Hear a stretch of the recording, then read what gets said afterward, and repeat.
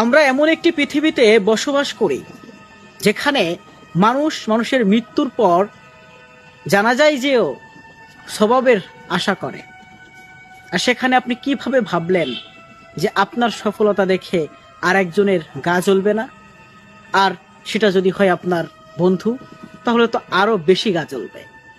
তাই আপনার যখন সফলতা আসবে কাছে, দেখবেন আপনার চেনা মানুষগুলো অচেনা হয়ে যাচ্ছে, আপনার সাথে কারণে অকারণে তারা ঝামেলা তৈরি করছে।